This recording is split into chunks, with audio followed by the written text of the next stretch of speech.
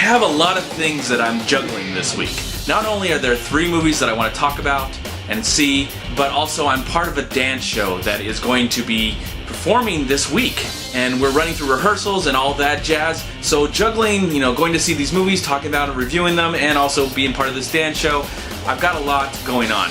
But I really wanted to try and see this first movie as soon as I humanly possibly could. And now that I did find it in one theater in my local area. It was at the midnight showing, and when I got there, I thought I'd probably see this with a few people. Turns out, the whole theater was filled with screaming girls, and I was like, oh no, this is Twilight again. But the movie's not called Twilight. The movie is called The Mortal Instruments City of Bones. I really hope I got that right. And it stars Lily Collins, who I know from The Blind Side and Mirror Mirror, and she's a beautiful looking woman, amazing eyebrows. I mean, the eyebrows probably could form in a play themselves. They're just so big and out there. Okay, I was just really extremely worried going to this movie because even before the movie started, I think when they even got to the trailers, people started cheering and clapping, and then they showed the actual title of the movie, and the audience went crazy, and I'm like, oh no. Okay.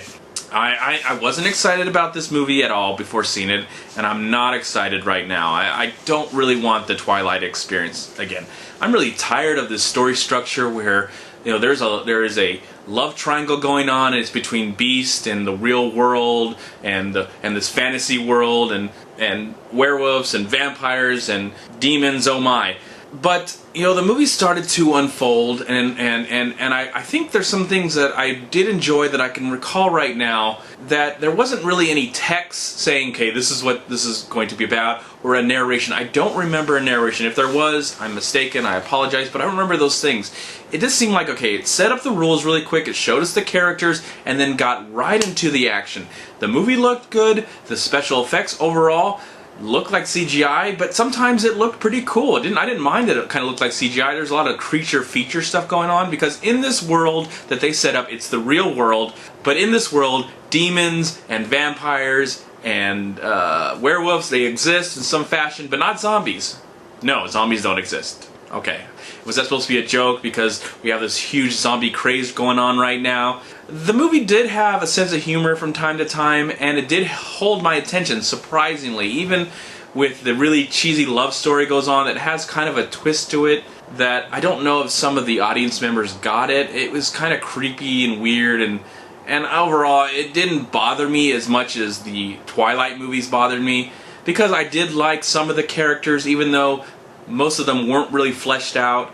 But the overall journey of this character played by Lily Collins, I don't remember what her name was. I really don't have an idea what I really witnessed. I just know that it was, it's an action piece of filmmaking, but it centered into the tween population and getting them and going on adventures. Definitely probably trying to tap into the people that love Hunger Games and Twilight. I really have no idea what has come first, but I felt like this was a better alternative to what we've gotten for the last 4 years with those Twilight movies.